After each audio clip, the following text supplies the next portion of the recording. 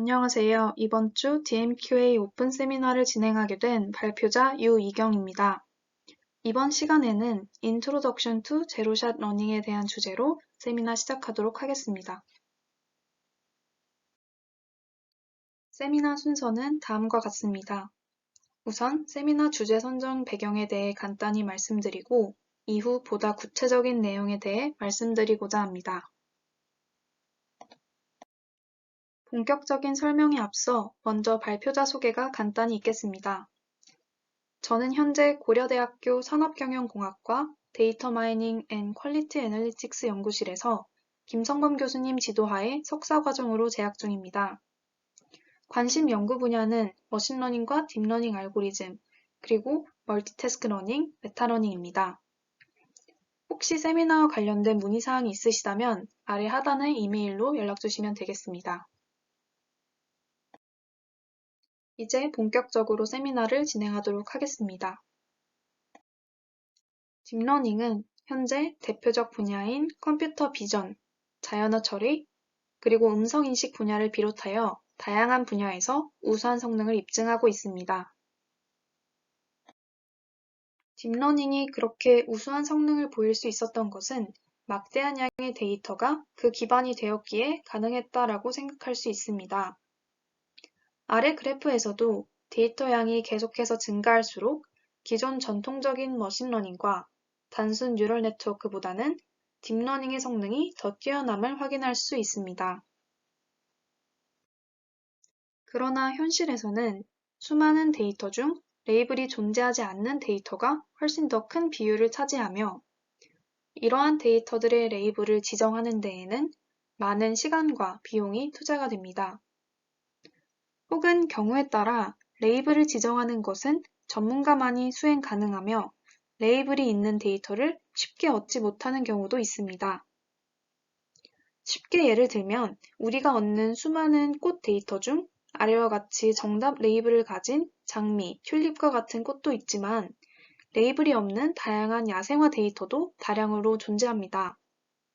이들은 저희가 직접 레이블링을 진행하기 어려울 뿐만 아니라 세부 카테고리가 매우 다양하여 레이블링 하는데 시간과 비용이 매우 많이 들 것입니다. 이처럼 레이블이 존재하는 데이터가 없는 상황 속에서 해당 카테고리의 데이터를 올바르게 예측할 수 있는 모델을 학습하는 것은 현실에서 매우 중요합니다. 이러한 문제를 해결하기 위한 방법론 중 오늘은 제로샷 러닝에 관해 자세히 소개드리고자 합니다.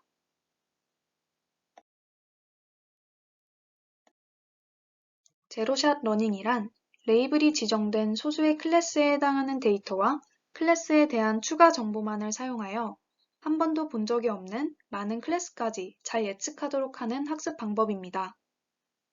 제로샷 러닝에서는 학습 시 레이블이 지정된 데이터와 추가 정보만을 사용해 학습이 이루어지고 테스트 시 학습 시 보았던 클래스의 데이터와 한 번도 본 적 없는 클래스의 데이터에 대해 레이블 예측을 수행합니다.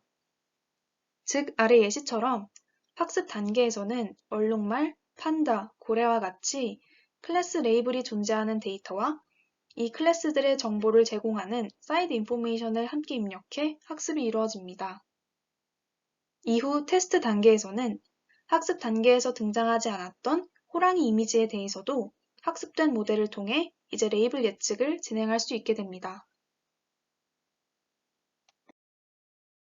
오픈셋 레코그니션은 제로샷 러닝과 유사하여 그 차이를 쉽게 떠올리기 어려울 수 있습니다. 따라서 제로샷 러닝과 오픈셋 레코그니션을 비교 후 각각의 개념을 좀 더 명확히 하고자 합니다. 두 가지 방법론은 학습과 예측 단계에서 사용하는 데이터가 사이드 인포메이션을 제외하고는 모두 동일하지만 예측을 수행하는 데 있어 그 목적이 명확히 구분됩니다. 먼저 제로샷 러닝은 알고 있는 클래스에서 본 적이 있는 데이터와 보지 못한 데이터 모두 올바른 클래스로 분류하여 결국 기존 클래시피케이션의 성능을 강화하는 것을 목적으로 합니다. 반면 오픈셋 레코그니션은 알고 있는 클래스에서 본 적이 있는 데이터는 올바른 클래스로 분류하는 반면 보지 못한 데이터는 언노운 자체로만 분류합니다. 따라서 unknown 데이터를 정확히 걸러내는 것을 목적으로 한다고 할 수 있습니다.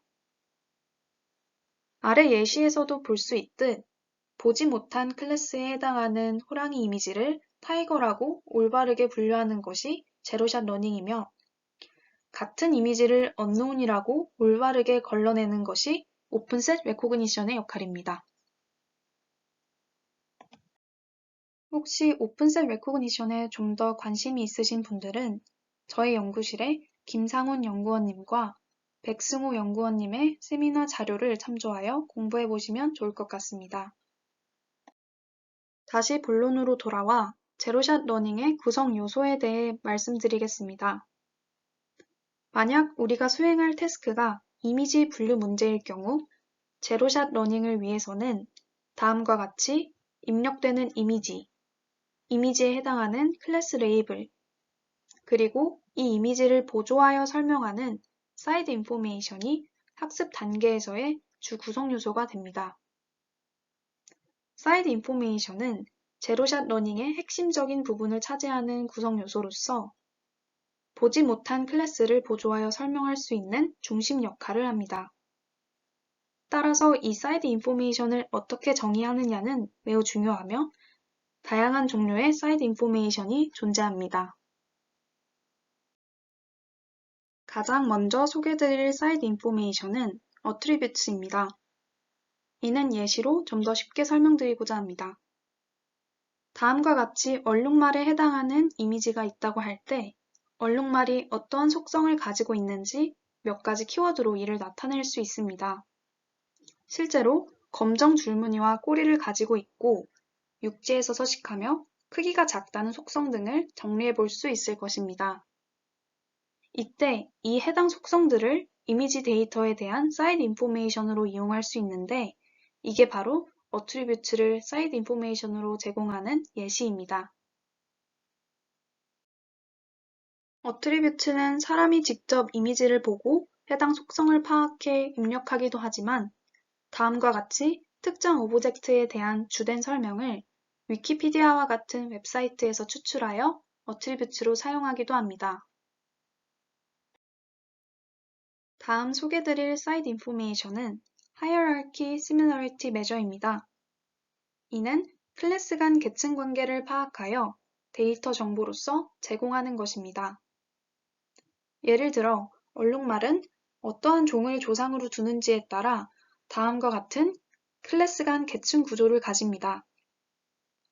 이를 기반으로 얼룩말이 계층 구조상에서 다른 클래스와 얼마나 가까운지, 먼지를 나타내어 클래스 간 관계를 추가적으로 제공할 수 있게 됩니다.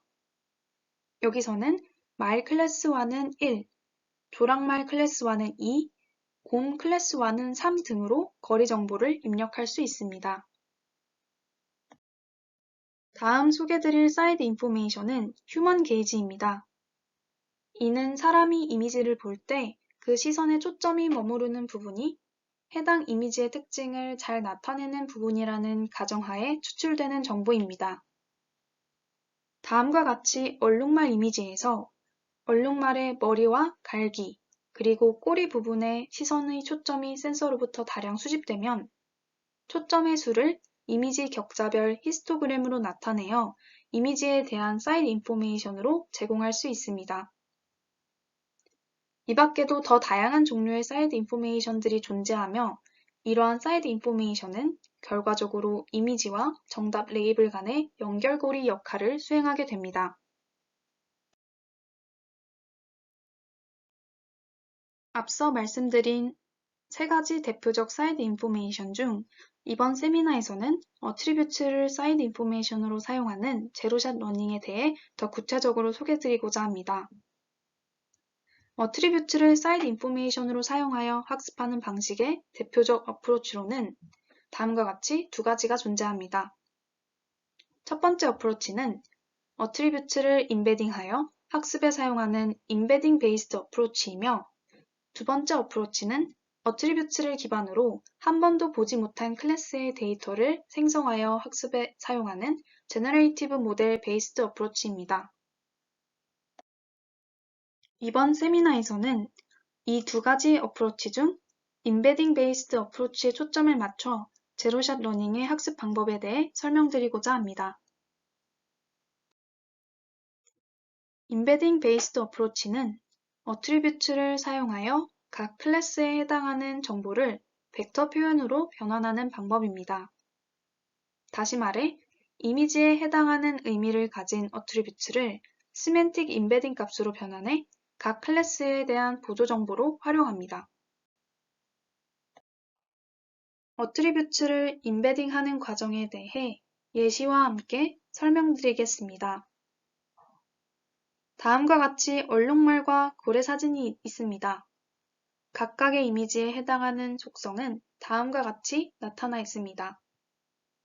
얼룩말의 경우 검은 줄무늬가 있고 꼬리가 있으며 육지에 서식하고 작다는 속성을 가집니다.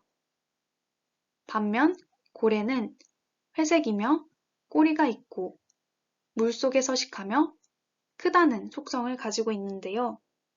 이때 얼룩말과 고래 모두 꼬리가 있다는 것이 공통된 하나의 속성입니다.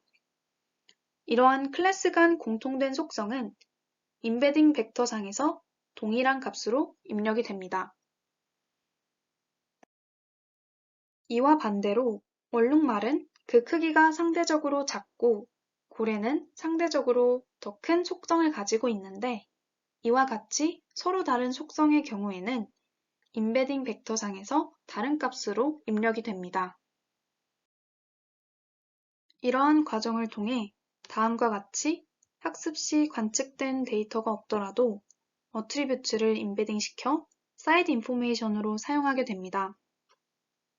따라서 이미지가 없는 상황 속에서도 클래스에 대한 정보를 학습 과정에 잘 담아낼 수 있게 됩니다. 아래 예시와 같이 라벨링된 이미지 데이터는 전혀 존재하지 않지만 검은 줄무늬가 있고 꼬리가 있으며 또 육지에 서식하고 상대적으로 중간 크기의 속성을 가진 동물이라는 사이드 인포메이션이 함께 주어집니다. 이 경우 비록 호랑이를 한 번도 본 적이 없지만 호랑이가 어떻게 생겼는지에 대한 의미를 내포하는 인베딩 값을 생성할 수 있게 됩니다. 이를 기반으로 테스트 단계에서 한 번도 보지 못했던 클래스의 데이터가 입력이 되더라도 인베딩 공간상 클래스 간의 관계를 통해 올바른 예측을 수행할 수 있게 됩니다. 아래 예시는 테스트 단계에서 이미지 데이터가 입력이 되고 해당 이미지들이 학습된 인베딩 값을 통해 예측을 수행한 것을 나타내고 있습니다. 얼룩말, 고래, 판다와 같이 기존에 보았던 클래스만을 올바르게 분류하는 것뿐만 아니라 처음 보는 호랑이 클래스에 대해서도 사이드 인포메이션을 통해 잘 예측할 수 있음을 볼 수 있습니다. 이번 세미나에서는 앞서 계속해서 설명드린 인베딩 베이스드 어프로치의 근간이 되는 기본 모델을 한 가지 소개하고자 합니다. 논문 제목은 Device, A Deep Visual Semantic Embedding 모델로 2013년도 닙스에서 구글이 발표한 논문입니다. 2021년 8월 5일 기준 2045회나 인용될 만큼 영향력 있는 논문이라고 볼 수 있습니다. 논문이 제안하고 있는 모델은 다음과 같은 보식도로 한눈에 파악할 수 있습니다. 여기서 핵심은 비주얼 모델과 랭귀지 모델을 결합하여 레이블이 지정된 이미지 데이터와 텍스트로 수집한 해당 레이블의 정보를 함께 학습시켜 개체를 식별하도록 훈련하는 모델이라는 점입니다. 학습 과정에 대해 더 자세히 설명드리겠습니다. 먼저 모델은 프리트레이닝 단계를 거치게 됩니다. 비주얼 모델은 알렉스넷, 랭귀지 모델은 스킵그램 랭귀지 모델로 각각 사전 학습이 이루어지며 사전 학습된 파라미터로 메인 모델의 파라미터를 초기화합니다. 이때 알렉스넷은 이미지넷의 데이터를 사용하여 학습하였고 스킵그램 랭귀지 모델의 경우에는 위키피디아의 정보를 사용하여 학습하였습니다. 다음으로는 비주얼 모델과 랭귀지 모델을 타겟 데이터셋으로 각각 학습시키고 이를 결합합니다. 이때 비주얼 모델과 랭귀지 모델은 각각의 이미지와 레이블을 벡터 표현으로 나타내게 됩니다. 최종적으로는 비주얼 모델의 상단 결과값으로 나오는 n차원 벡터 표현을 랭귀지 모델 고유의 m차원 벡터 표현으로 매핑하는 선형 변환이 이루어짐에 따라 같은 공간상에 이를 매핑할 수 있습니다. 본 논문에서는 4096차원의 이미지 데이터를 500 혹은 1000차원의 레이블 데이터에 맞게 변환하였습니다. 이러한 과정을 거쳐 최종적으로는 같은 공간상에 매핑된 이미지 벡터와 레이블 벡터 간 유사도를 계산합니다. 이를 통해 이미지와 정답 레이블의 벡터 조합에서 계산되는 코사인 유사도가 이미지와 오답 레이블의 벡터 조합에서 계산되는 코사인 유사도보다 크도록 학습이 이루어집니다. 이와 같은 학습 방향은 논문에서 정의한 손실함수에 잘 드러나 있습니다. 본 논문에서 사용한 손실함수는 힌지 로스의 코사인 유사도를 결합한 형태로 이루어져 있습니다. 여기서 힌지 로스는 앞서 말씀드린 것과 동일한 컨셉을 가지고 있습니다. 이는 정답 클래스의 스코어가 정답이 아닌 클래스의 스코어에 세이프티 마진을 더한 값보다 크면 로스가 0이도록 하는 함수입니다. 본 논문에서는 스코어 값을 계산하는 데에 코사인 유사도를 사용했으며 세이프티 마진을 0.1로 설정하였습니다. 마지막으로는 해당 모델의 실험 결과입니다. 아래 나와 있는 결과는 2017년도에 발표된 서베이 논문의 모델별 실험 결과를 비교한 표입니다. 본 논문인 디바이스는 인베딩 베이스드 어프로치의 초기 모델로서 어트리뷰츠의 다채로운 활용이 부족했다는 점이 있습니다. 따라서 이후에 나온 모델들은 사이드 인포메이션을 다각도로 활용해 발전된 성능을 보이고 있습니다. 그럼에도 불구하고 제로샷 러닝의 다양한 방법론들은 도메인 변경에 취약하다는 본질적인 단점을 항상 가지고 있습니다.